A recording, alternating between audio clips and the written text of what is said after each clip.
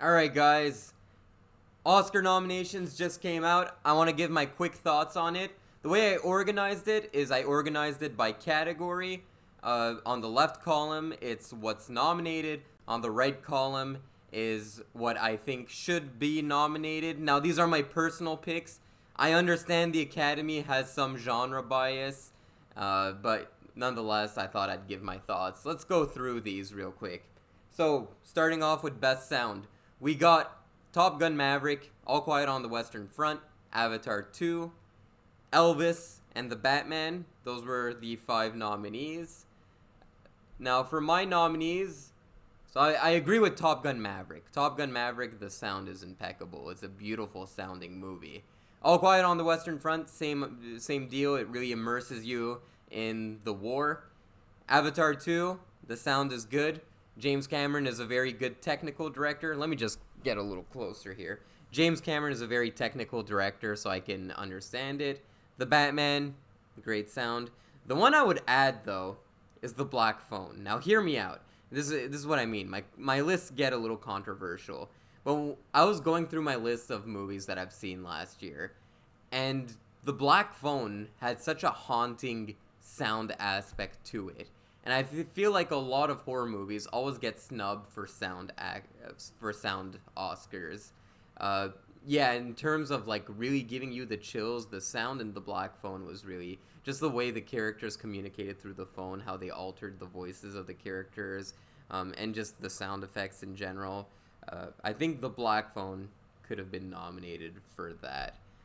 That's just my thoughts. Moving on to costume design. Babylon, Mrs. Harris Goes to Paris. Now, I haven't seen Mrs. Harris Goes to Paris. The title is too bad. Yeah, who am I to judge? What's that movie? Mr. Smith Goes to Washington, you know? That's a good movie. Black Panther 2, Everything Everywhere All at Once, and Elvis. Here's mine. So I got Black Panther 2, and that's the only one I believe I have in common. Then I have 3,000 Years of Longing. The movie is trash, and I'm a George Miller fan, but the movie is trash. But the costume design is on point.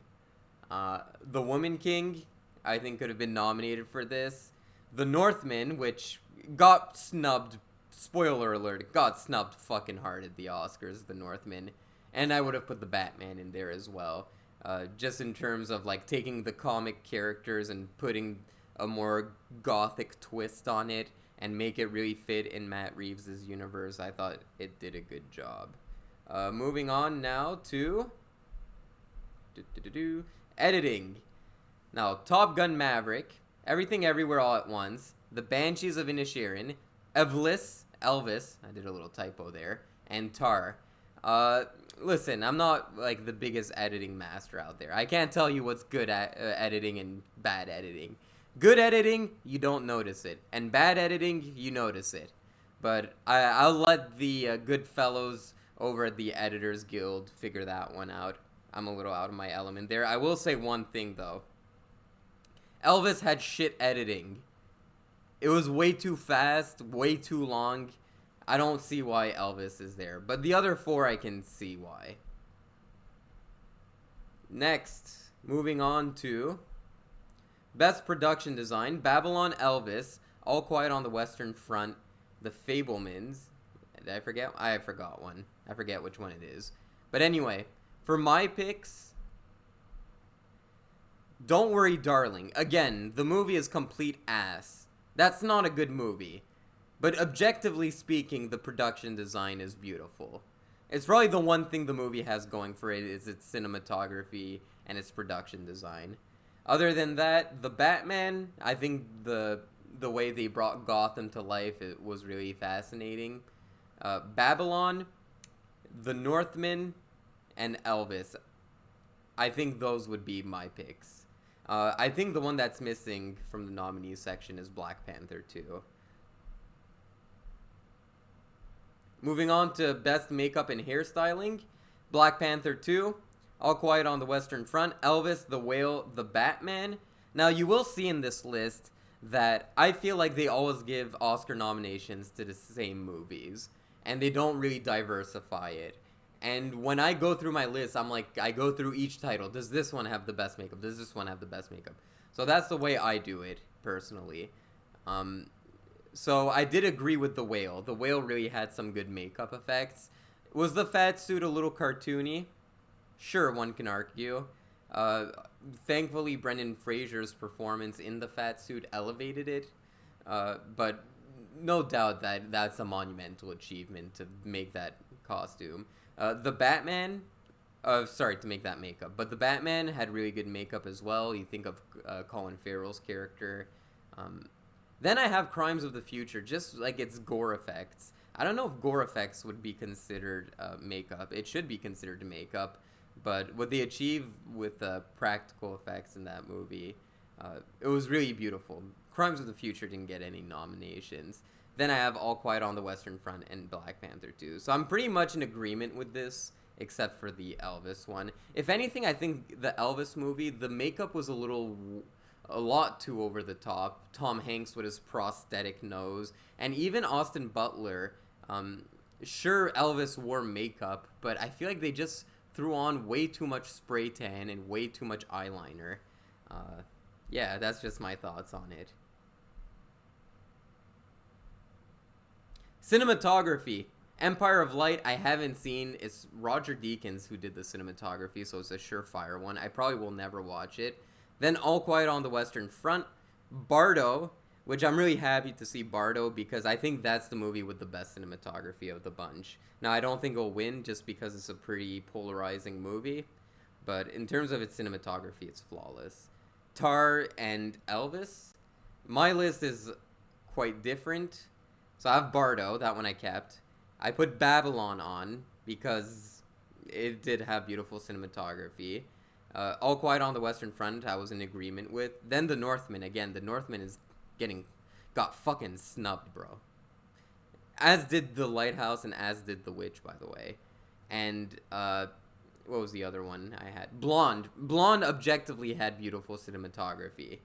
Objectively. The changing of aspect ratios, the jumps from black and white, the scene where her pupils are all black. That whole scene was really beautiful. The way they played around. It was a very playful movie when it came to its cinematography. Blonde, again, it's a controversial movie. I understand it. But if you just look at it objectively. Look, I liked Blonde. I liked Blonde more than most. I've accepted it by now. I think it's one of the best movies of the year. No one agrees with me. I don't give a shit. But the cinematography in Blonde is fucking beautiful. Next. This one's a...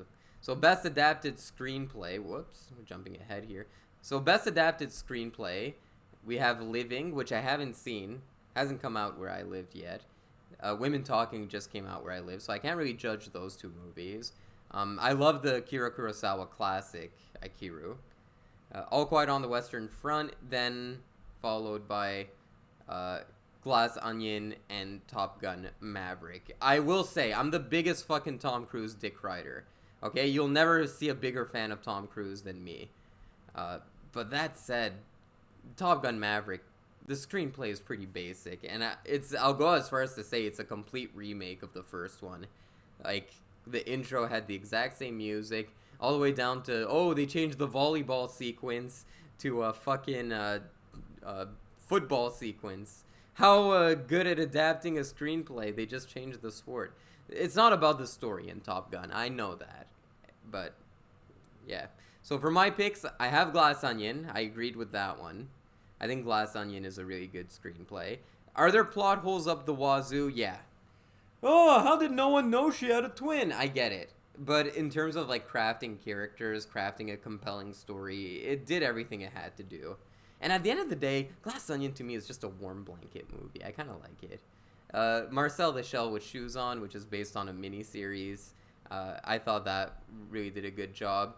Then I have After Yang, which I think it was a really subdued movie, but a really clever movie, and it was based on a short story. Same with The Black Phone. The Black Phone is based on a short story by Joe Hill, son of Stephen King, and it's a controversial one, and I think I like Black Phone more than most. That said, it really does feel like a classic Stephen King book brought to life. And it still comes with the shortcomings of a Stephen King story. One example would be the use of supernatural elements that don't always work, but just the way it handled its subject matter. It's a movie about child abuse, and the way they decide to make a movie about child abuse and make it a horror movie and make it a genre movie, but it still feels like it has a lot of weight to it and it doesn't feel exploitive.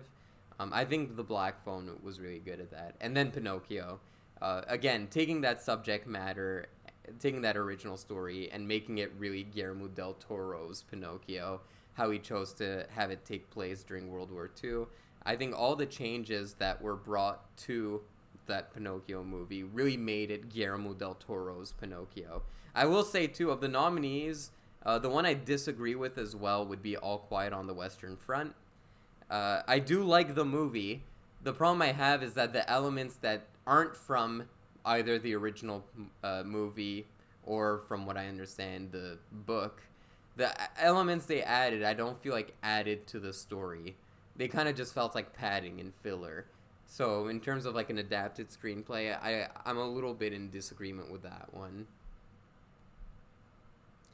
Next, Best Original Screenplay, Everything Everywhere All at Once, The Banshees of Inisherin, Tar, Triangle of Sadness, and The Fabelmans. So those are the nominees. I agree with Everything Everywhere All at Once, The Banshees of Inisherin, Tar, Triangle of Sadness. I would have changed The Fabelmans to Decision to Leave. I think Decision to Leave is really good, and that's another movie, along with The Northman, that really got snubbed hard at the Oscars. The Fabelmans, look, I like the movie a lot. It's like in my top 15 of the year.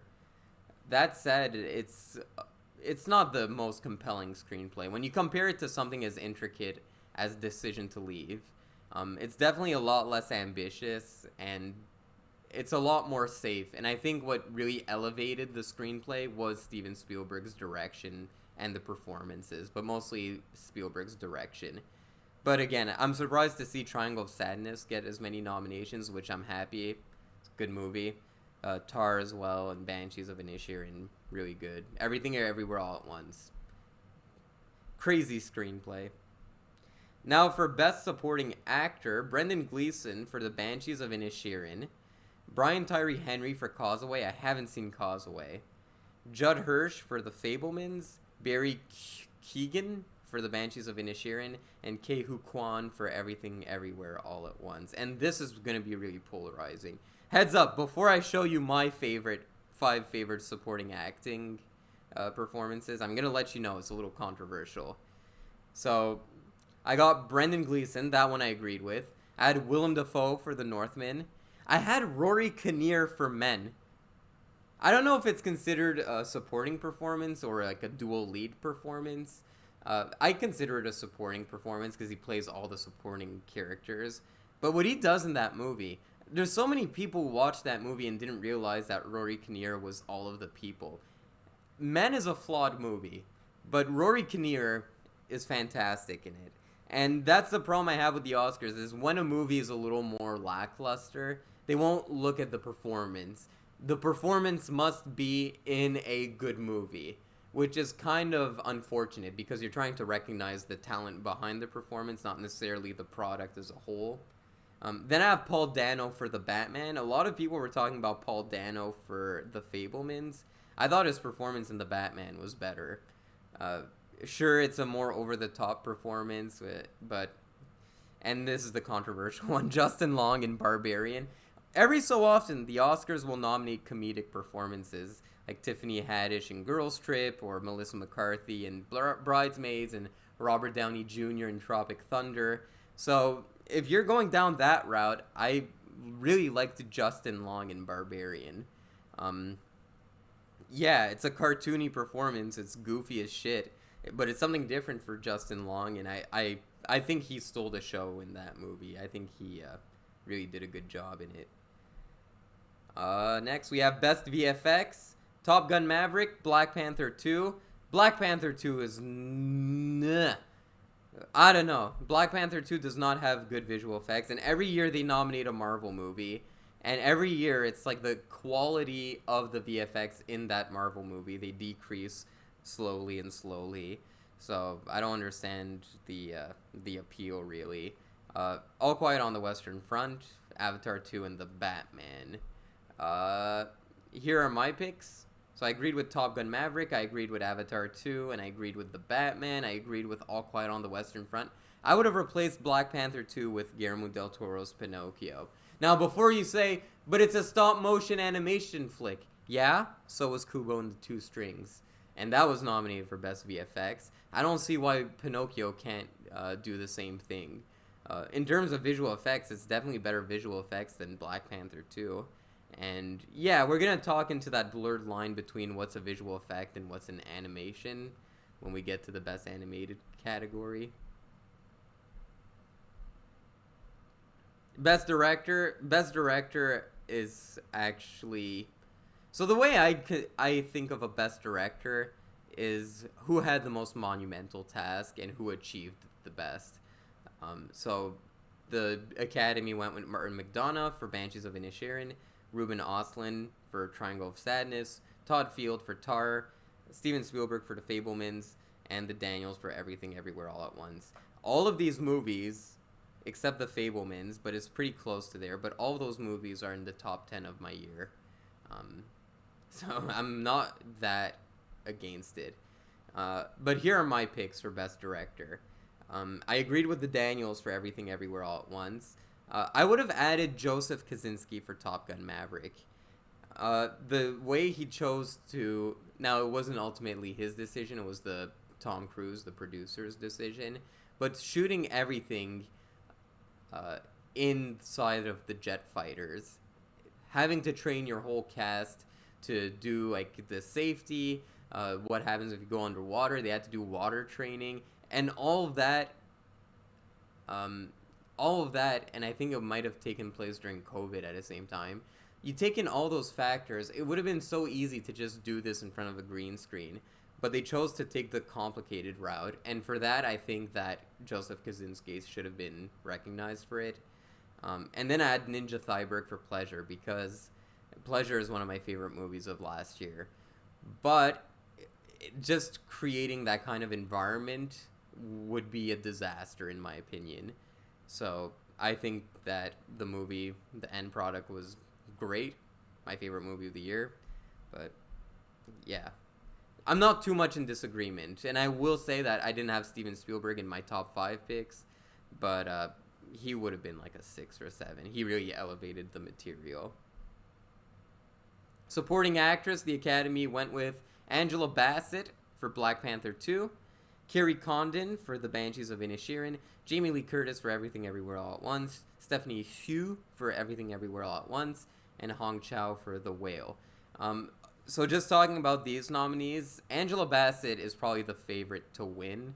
I thought her performance was a little too theatrical, in my opinion. It was very, my family is dead, and it's all your fault. And sure, it makes for like some really good entertainment, but yeah, it kind of lacked the subtleties. Kerry Condon, to be honest, I feel like Banshees of Inisherin is a great movie. I don't really feel the vibe for her being nominated specifically. Jamie Lee Curtis, I'm okay with. Stephanie Hsu, sure, she was just kind of like angry teenage daughter. And Hong Chow I thought was phenomenal. So yeah, my picks, I kept Hong Chow and Jamie Lee Curtis. I added Dolly DeLeon for Triangle of Sadness. I added Janelle Monáe for Glass Onion. I think she did a great job. I don't know if that's how you write her name, though. Whoops. And here's another dark horse pick. I would have added Rachel Sennott for Bodies, Bodies, Bodies. I think she's such a good actress. Everything I see her in. You know what I like in an actor? Someone who gives her 100% every time. And she was great in Shiva Baby, and she's great in this movie. Again, it's a more cartoony performance. It's a more comedic performance. But it's not like the Oscars never nominated comedic performance. And honestly, it's like... I honestly think that's a better performance than Kerry Condon. Not undermining Kerry Condon. She's good in the movie. But I just think Rachel Sennott uh, really did a good job. All right. Next, we have Best Original Score. So the nominees for Best Original Score were Babylon, followed by Everything Everywhere All at Once, Banshees of Inisherin, The Fablemans, and All Quiet on the Western Front. These are very safe picks in my opinion. One thing I hate about the Academy is how many times are we going to see Everything Everywhere All at Once? Again, I love the movie. How many times are we going to see Banshees of Inisherin? I love the movie. All these movies I love, but it's like you keep repeating them, and you kind of just forget some of the other scores that came out that year. So this is probably the category I have the most disagreements with. So I agreed with Babylon. I like the score of Babylon. But I did have The Batman, which wasn't even in the short list for best score, and I thought it had a really good score. Blonde by Nick Cave is an amazing score. Again, polarizing movie, but just listen to the score and listen to how it fits with the movie. The score really elevates the movie up a couple notches.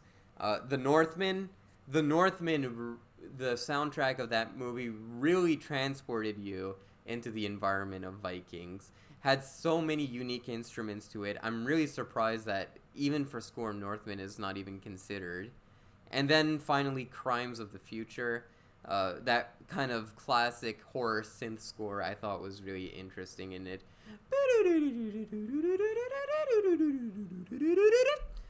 Yeah.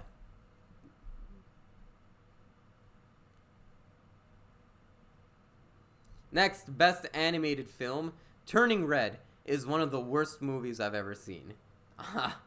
That's a video for another time. Pinocchio, Marcel the Shell with Shoes On, and then Sea Beast and Puss in Boots 2 I haven't seen. Now, taking into account that I hated Turning Red, and I haven't seen Sea Beast or Puss in Boots 2, here was basically my top 5 animated movies of the year. So I had Pinocchio, Marcel the Shell with Shoes On, those I was in agreement with. Beavis and Butthead Do the Universe sounds a little stupid, but I mean, yeah, it's Beavis and Butthead, and the movie was really good. The animation is not good, but it's best animated feature, so by that definition, Beavis and Butthead Do the Universe is really good. Mad God, I would have put that instead of Turning Red. And then Avatar 2.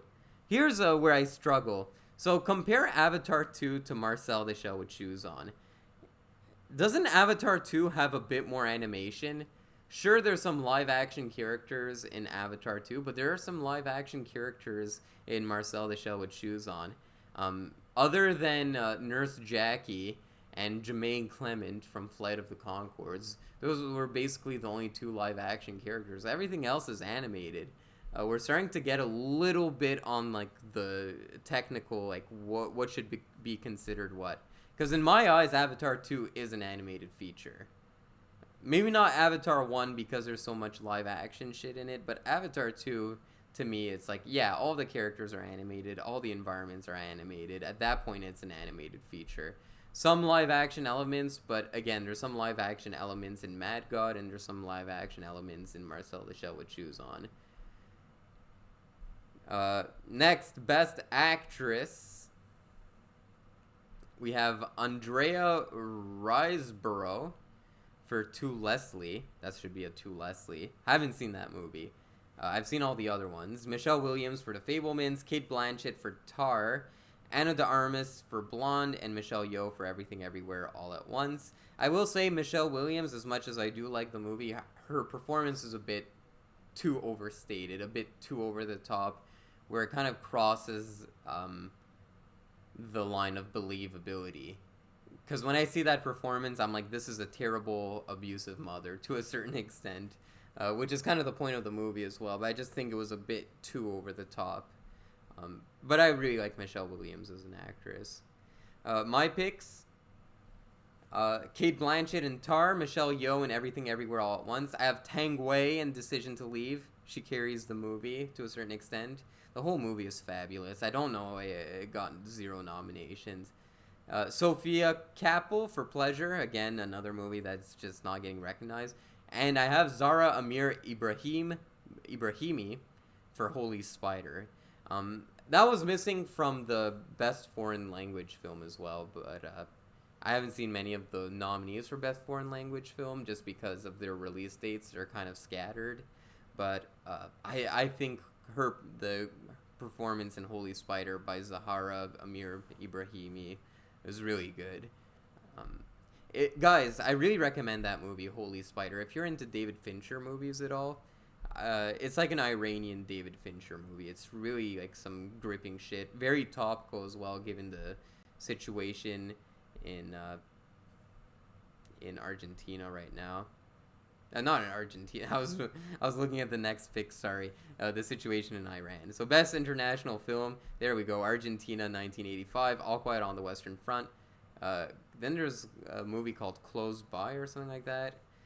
EO. That should be EO. EO. And then The Quiet Girl. Yeah. Where's Decision to Leave? That's all I'm gonna say. I haven't seen enough international films to judge. Best Actor. Alright. We got Brendan Fraser for The Whale, Austin Butler for Elvis, Colin Farrell for Banshees of Inisherin, Bill Nighy in Living. I haven't seen Living yet. And then Paul Mescal in After Sun, which I wasn't the biggest After Sun fan. I thought it was very slow and dry, but I will recognize that Paul Mescal's performance is really good. And I'm not just saying that because I share the same name as him, obviously. My picks, Brendan Fraser for The Whale, Paul Dano for Fabelmans, Colin Farrell for Banshees of Inisherin. Then I had Daniel Craig instead of Austin Butler for Elvis. I think the Austin Butler performance is a little overhyped in my opinion. Glass Onion, a lot of people connect with that movie as well as with Knives Out, and I think a lot of it is due to Daniel Craig's performance. Just that southern draw he's got. It's so campy and over the top, for sure, but it really works in the movie, and you really like this character. And also, where's the gay representation? He was clapping cheeks with fucking Hugh Grant. Come on now. Alright. Finally, we're here. Is this Best Picture? Best Picture. The nominees are Top Gun Maverick. So, I'll give my thoughts on each one. Top Gun Maverick, I love a lot. Great movie. Deepest Story, no. It worked, though. Performances are great. I love Miles Teller. He's such a handsome guy. Now, I'm not just judging people on their looks now. Come on, that would be unprofessional. Tom Cruise is a gem, as always. I'm a Tom Cruise dick rider. Guys, I've been on board the Tom Cruise train from the get-go. I swear, I've always been by his side. When he was jumping on Oprah's couch, acting a fool, I was like, just wait for his next performance. Boom! He drops Tropic Thunder on your ass. Okay, Women Talking I haven't seen. What is surprising to me is that this seems to be like an ensemble piece, and it didn't get any acting nominations. Everything Everywhere All at Once I think deserves to be there. I think it's getting a few too many nominations. I think it's a really clever movie, a really smart movie, and I think it's because the Academy wants more people to watch the Oscars, and they know that this is the little indie gem that's really connecting with a mainstream audience. But for Best Picture, it absolutely deserves it. Banshees of Inisherin as well. Very good movie. Triangle of Sadness. A lot of people were starting to lose hope in Triangle of Sadness, but I thought it was top 10 of the year for sure. All Quiet on the Western Front. Avatar: The Way of Water. That's where it kind of loses me. Avatar: The Way of Water, beautiful special effects. Everything else is lackluster. Performances are dull. Characters are dull. Story, bleh. 3 hours and 15 minutes, not deserved. Yeah, it's a mess of a movie. To think that the Academy is about to recognize fucking Avatar 2 as a Best Picture. Think about it. There's a subplot where they wanted to bring the villain back, so they had him upload his consciousness onto a USB stick and put it in an avatar. That's schlocky. That's goofy. Yeah. And then Tar. Tar I like. Here are my picks. This is basically just my top 10 of the year. Um, so Pleasure, again, it's not going to get nominated for anything. Mostly because of its NC-17 rating, I presume. Northman got snubbed. Absolutely snubbed. Blonde, I'm the only one who liked it. I accept it at this point. Call me a loser. I really like Blonde. Whatever. Tar, Everything Everywhere All at Once. Triangle of Sadness. Jackass Forever was in my top 10 of the year. Of course, the Academy is never going to nominate Jackass Forever. But boy, would that be beautiful. Imagine they're showing, like, you know how they show the little, like, sizzle reels of movies? And they're like, women talking. Banshees of Inisherin. Jackass Forever. And you just see fucking Preston's nutsack getting punched by a punching glove. I would fucking watch the Oscars if that's what it entailed. Jackass Forever. Yeah, Banshees of Inisherin I'm okay with. Glass Onion. And I would have put The Whale. I think The Whale is a really good movie. More performance piece, granted. But say what you will about Darren Aronofsky. Controversial director. He's kind of, you either love him or you hate him. And lately I've been hating him more than I've been loving him. But The Whale really won me over back on the Darren Aronofsky train. Just the performances he got out of Brendan Fraser. Listen, Brendan Fraser has never been the strongest actor out there. And I'm happy for his comeback story, but, like, you look at some of his performances, you're like, yeesh, not too good. But he really took his pain and elevated it. Yeah, and the other performances in the movie as well are good. The camera choices they chose to do, the one location they chose, everything about it was a really compelling movie to me, and I really like The Whale. Again, I'm not the biggest Aronofsky dick rider out there, but I'm okay with The Whale being nominated. Guys, are you gonna watch the Oscars? Oscars, the biggest night in Hollywood.